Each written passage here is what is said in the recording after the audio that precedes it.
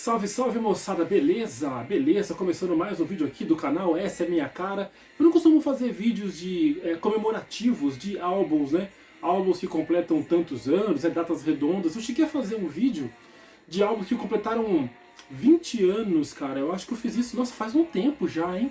Se bobear foi em 2019, viu? Faz um tempo, cara. Eu realmente não costumo fazer esse tipo de vídeo, mas de repente me deu vontade, cara. Eu vi que estou vivendo esse momento, né? É claro, notícias vão populando aí, a gente que acompanha, que gosta da banda, vai, é claro, né? Tendo a atenção chamada para esse detalhe, né? São os 30 anos do álbum Inútero do Nirvana, cara. Ah, que disco, velho. Ah, mas você não fez 30 anos do Nevermind, que é o grande clássico do Nirvana tal, e tá fazendo do Inútero? É, acho que rolou isso, como eu falei, cara. Aquilo também, né? De ir tentando ter ideias tal, pra fazer vídeos e tudo. E me deu vontade, velho, de fazer esse álbum, esse especial do álbum de 30 anos, né? Essa celebração, essa comemoração dos 30 anos do Inútero, terceiro e derradeiro álbum de estúdio do Nirvana. Muita coisa pra falar, tomar cuidado pro vídeo não ficar muito longo, né? Que é aquilo que eu sempre digo. Também aquele cuidado sempre especial para o óculos não ficar tão sujo e eu enxergar direito aqui enquanto gravo. Mas vamos lá, cara. Deu vontade então de fazer esse vídeo de 30 anos do Inútero, um disco especial. Até pelo fato também de não ser muito lugar comum também, né? Eu não tenho o costume de fazer vídeos comemorativos, né? De celebrando datas redondas de discos. E também por não ficar muito lugar comum, né? Seria muito óbvio fazer um vídeo sobre o Nevermind. Já falei bastante sobre o Nevermind em vários vídeos aqui. Então acho que o Inútero valia mais a pena falar sobre e contextualizar. Contextualizar que é importante, velho. Recentemente, né, na esteira, inclusive, do vídeo que eu fiz sobre os meus 30 anos ouvindo, curtindo, vivendo música, né? O Inútero foi um álbum muito especial, muito importante na época, cara. Porque assim, era muito louco, velho. A gente não tinha a menor noção que o disco tinha saído. Que ele iria sair antes de sair. Não tinha a menor noção. A gente começou a ouvir Nirvana ali em julho e agosto, né, de 94. Julho e agosto desculpa, de 93. Entre julho e agosto de 93. A gente começou a ouvir som. O Alex tinha então comprado o Nevermind, a gente ouvia pra cacete. E aí a gente descobriu, eu acho que foi primeiro esse do que o Bleach, do que o primeiro. A gente descobriu que tinha um outro disco do Nirvana. Eu acho que o Alex devia ter ido na loja e viu lá, tem outro disco do Nirvana. E descobriu como que era o segundo disco, que era o terceiro disco na real. Eu acho que olhando nos créditos aqui, cara. Olhando aqui atrás, tal, que tinha sido lançado em 93, ou aqui no encarte, não me lembro bem. Mas a gente podia ver ou em revista, ou talvez na MTV, mas eu nem me lembro de ver na MTV falando assim, olha, está sendo lançado o novo álbum do Nirvana. Nada, não acompanhei nada disso. A gente descobriu que existia um novo pacote de músicas do Nirvana, saca? Isso foi muito louco.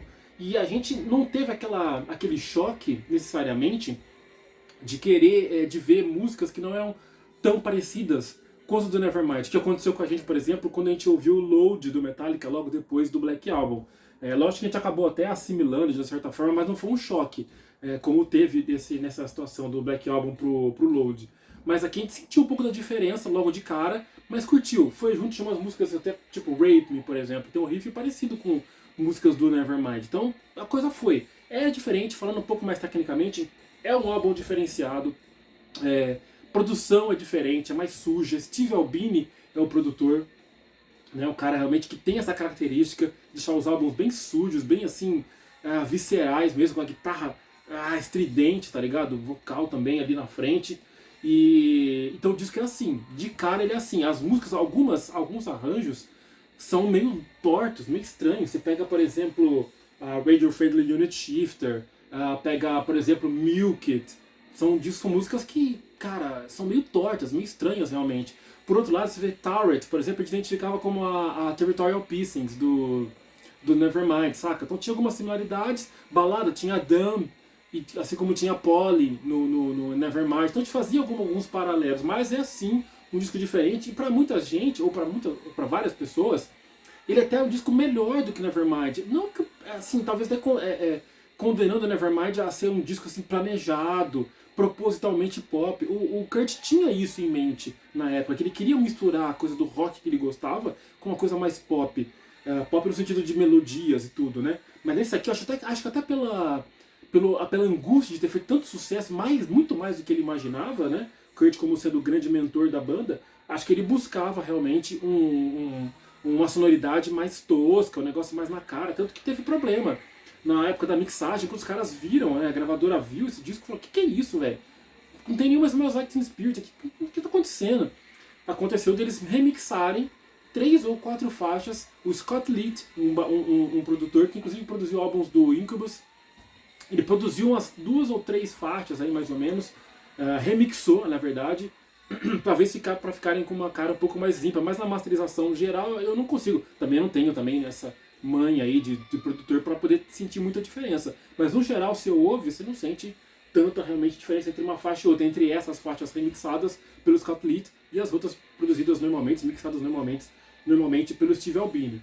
Esse disco então, não falei, né, saiu dia 21 de outubro, tá, de 93, e o louco, eu tava até revendo aqui, eu me lembro na época, isso eu tinha na cabeça, né, de ver na época, que ele não foi gravado em Los Angeles, por exemplo, como foi gravado no Nevermind, no Sound System, puta estúdio ali importante, tudo, né, na meca da música, Los Angeles. Não, foi gravado no Packard Studios em Minnesota, cara, né. Então, realmente, eu achei até que fosse o estúdio do Steve Albini, mas não era. É um complexo de estúdio ali musical, né, de estúdios musicais, e eu acho que também até é pra isso também, né, pra fugir desse hype, né, fugir da muvuca. Então eles foram pra um lugar mais ermo, mais afastado. E aí foi isso, cara. A arte desse disco aqui, eu vou falando várias coisas aqui, tá, que me vem à mente, não tem roteiro não. A arte desse disco aqui, muita coisa foi bolada pelo próprio Kurt, se não me engano, ou um quadro que ele desenhou, é o do Nevermind. Agora não sei se foi isso aqui, foi idealizado pelo Kurt, cara. Pode até ser que ele se envolveu um pouco nessa parte artística. Então tem uma coisa meio louca, né? Lógico, dentro de Inútero tem uma colagem aqui de bonecos de bebê, uma coisa meio mórbida até, cara, um negócio meio doido aqui. Aqui tá essa mulher, né, com asas e tal. O disco era pra chamar, eu tô falando aqui Inútero, o disco era pra chamar I Hate Myself and I Want to Die, velho. Esse era pra ser o nome do disco. Esse inclusive é um lado B, essa faixa é um lado B de uma das faixas desse álbum aqui, que eu só fui ouvir, né, de fato, quando saiu o box tal, do Nirvana. Mas é claro que a gravadora não deixou que o título fosse esse, e aí acabou mudando pra Inútero. Os singles desse disco, o primeiro single, Heart Shaped Box, eu lembro que o clipe a gente via bastante, que era uma música, uma semi-balada, né, que explodia no refrão, muito foda, música bem conhecidinha, uma balada que a gente gostava bastante, cara, aquela All Apologies, também foi um dos singles. Aliás, até posso ver aqui, cara, se teve mais, que a gente lembra das músicas, não tinha muitos lances de single, sabia que tinha clipe, mas não sei se tinha muitos lances de saber qual que era o single, sabia as músicas que a gente mais gostava. É isso aí, Heart Shaped Box, All Apologies e Penny Royalty, que era uma outra balada que também explodia mais ou menos no vocal, no refrão, sensacional também, né, Penny Royalty, musicaça. Mas aí, cara, uma das minhas músicas preferidas do Nirvana tá aqui nesse disco, que é Rape Me. Amo essa música, cara. A visceralidade, o refrão, aquele final gritado, ao vivo, aquele revezamento do Kurt com o Dave Grohl, cantando Rape Me, gritando na real, né? Sentless Apprentice, cara, Serve the Service, letra que, porra, cara, eu me identifico em algumas partes. Francis Farmer, aí os lados Bs, né? Lados Bs que a gente foi redescobrindo, eu principalmente que não tinha o disco, né? Fui redescobrindo com o passar do tempo. Francis Farmer Will Have Her Revenge in Seattle. Eu não sabia por muito tempo que Radio Friendly Unit Shifter abria o disco, abria os shows da época, a turnê da época, eu não sabia. Anos depois que eu fui ver na internet que os shows começavam com essa música. A própria Milk, que eu falei, que tem outra coisa. Ah, cara, eu gosto muito da Very Ape também, que é uma batida meio new wave, uma coisa punk. Sensacional, cara. O disco as letras tô virando aqui, porque as letras são colocadas aqui de forma quadrada, que vão girando. Mas é um puta disco, cara, realmente que eu aprendi a curtir bastante, velho, na época. E hoje com um pouco mais assim, de experiência, a gente até pode falar, cara, em termos de visceralidade, em termos de energia, o Inútero é mais a minha cara, uma coisa mais suja, mais tosca. Mas o Nevermind, é claro, tem esse lugar na história e pela a parte emocional, né? Pela parte aí, o apego emocional, né? Acaba sendo um disco que eu mais gosto, mas por pouco, hein? Por muito pouco mesmo. Dando um pouco mais de contexto sobre esse disco aqui, cara, ele saiu depois do Incesticide, cara. A gente não tinha muita noção do que se tratava o Incesticide, né? A gente foi deduzindo que esse disco que saiu em 92, o Incesticide, ele não era o terceiro disco de estúdio do Nirvana. Ele era um disco de lados B, a banda com o hype, com o estouro do Nevermind, a gravadora quis que eles lançassem algo mais no ano seguinte do Nevermind, então eles lançaram esse disco com um álbum, a gente pode até em algum momento ter confundido, né? acho que na época, mas aí é o disco novo? Não, a gente soube que existia um side ali no meio da confusão, mas descobriu-se depois que ele era realmente um disco de lados B e tal, covers, vários covers, e nesse disco aqui tem, né, Dive Me, Aneurysm e Sliver, né, clássicos do Nirvana. Então, não confundir, na época teve uma quase confusão com relação a isso, mas não, o Nevermind, o Inútero vinha mesmo como sucessor do Nevermind. E na sequência, esse foi o último registro, como eu falei, o último registro do Nirvana em estúdio. E isso é uma coisa que me pega bastante também, por isso que me fez também fazer esse vídeo, cara. Me pega muito saber, porque eu tava até falando com a minha namorada sobre isso esses dias. Eu gosto de ver shows dessa época do lançamento e um pouquinho depois, que aí a banda acabou excursionando até março de 94, né? O disco saiu em setembro de 93 e eles seguiram excursionando até março de 94. Eu gosto de ter a imagem dessa época. Sempre que eu acho imagens dessa época, que eu vejo o visual dos caras um pouco diferente, o Kurt com o cabelo um pouco diferente, o Chris Novoselic ficando meio careca, para ter aquela coisa de, ai cara, eu quero ter uma coisa mais nova do Nirvana, porque eu não vou ter mais nada novo, nunca mais, obviamente. Então, assim, aquela sensação de querer trazer o máximo possível da banda pro hoje, saca? Como uma coisa atual. Eu não quero que o Nirvana fique como uma coisa que já foi, que é do passado, que, isso aí é coisa de velho, coisa velha, não tem mais relevância. Não, cara, eu quero ter essa sensação de novidade de alguma forma. Olha que loucura, né, velho? Mas é essa sensação que eu tenho com relação ao Nirvana, essa banda que eu amo tanto, velho. E o Inútero, de certa forma, traz isso.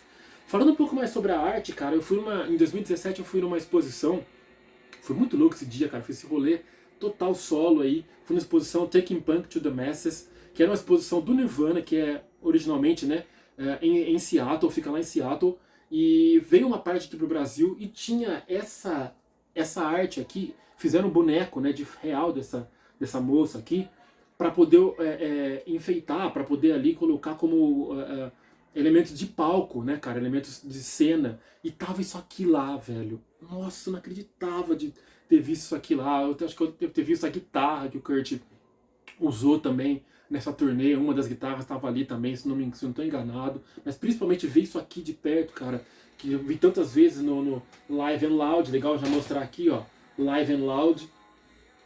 É um DVD que saiu com o último show, com um show bem gravado do Nirvana, não o último show, mas um show de 90, acho que ele já era... acho que ele foi gravado em 93 ainda, acho que 93 ainda, mas já incluía, né, era justamente a turnê desse álbum, né, então ele tinha... por isso que eu me identificava com tantos detalhes, tantas partes, e via, né, pessoalmente parte do cenário dessa turnê, então foi muito especial também ver isso, cara. O Inútero tem aquela série Classic Albums, né, de vários discos clássicos, Black Album, Nevermind, Number of the Beast, Paranoid, um monte de disco, né, foda, tem um documentário, uma série de documentários, né, falando os bastidores do álbum, e óbvio que não tem isso do Inútero, mas tem algo do tipo, cara, fizeram uma coisa meio pirata aqui, Nirvana Classic Album Under Review, Inútero, tá aqui, ó, comprei na gringa na época, loucaço, eu olhei aqui, chamou a atenção, então não é uma coisa tão completa, tão perfeitinha quanto essa série Classic Albums, né?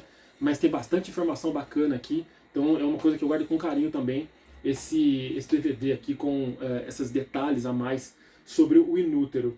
O que eu posso falar mais, cara, para finalizar sobre esse disco? Eu falei bastante desse detalhe aí, dessa minha vontade de manter o Nirvana atual, e é o que o Inútero, de certa forma, representa para mim.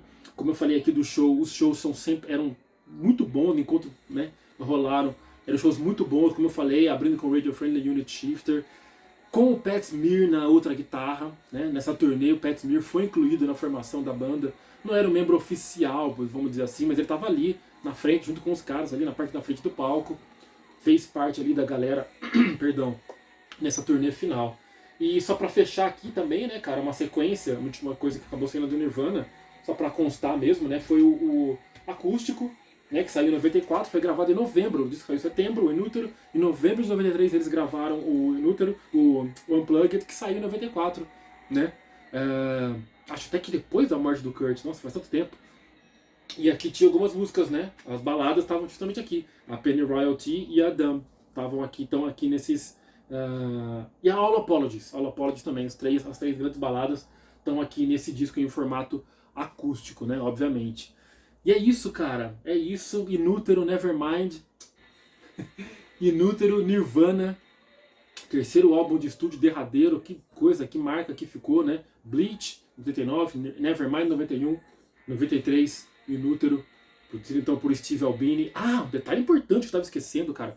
A pré-produção, algumas gravações, algumas demos desse disco foram gravadas no Brasil, velho. Olha que foda isso. Tem até alguns depoimentos da galera que trabalhava no estúdio, uma pessoa ou outra, que quando eles vieram pro Brasil no começo de 93, eles estavam nessa pegada, velho. Já se preparando para gravar o disco que sairia em setembro. Então, no Rio de Janeiro, tem algumas coisas gravadas, né? Até saiu por aí e tal, acabou vazando algumas coisas, alguns ensaios, algumas gravações de demo desse álbum que sairia meses depois, cerca de 9 meses depois. Muito louco isso, a gente saber que o embrião do Inútero se deu, de certa forma, né, aqui no Brasil, né, velho? Puta orgulho, de certa forma, aí pra quem é fã, muito fã da banda, como é o meu caso. Então é isso, agora acho que eu consigo finalizar de vez mesmo. Empolgado, o vídeo deve ter ficado grande, mas é isso aí. Mais uma vez eu digo, Nirvana, Inútero, 30 anos desse álbum. Já faz um tempinho, foi como eu falei, foi 21 de setembro, mas tá aqui a minha singela homenagem desse disco que significou tanto pra mim, tão importante. Ah, só uma coisinha, puta, tá foda, eu fico falando, não consigo parar. Paralelamente, na época, saiu também o segundo disco saiu o segundo do Pearl Jam. Até fiz um duelo de álbum, se liga, hein? Duelo de álbuns Inútero versus do Pearl Jam. Saiu também em 93 esse disco, era o segundo do Pearl Jam, não era o terceiro, como era o terceiro do Nirvana, mas ali fazia parte do contexto também, tá? Pra vocês se ligarem. 30 anos, velho, 30 anos. Lá se foram aí muitos anos desde o lançamento desse puta disco Inútero. Depois a gente volta com mais um vídeo, galera. É nóis.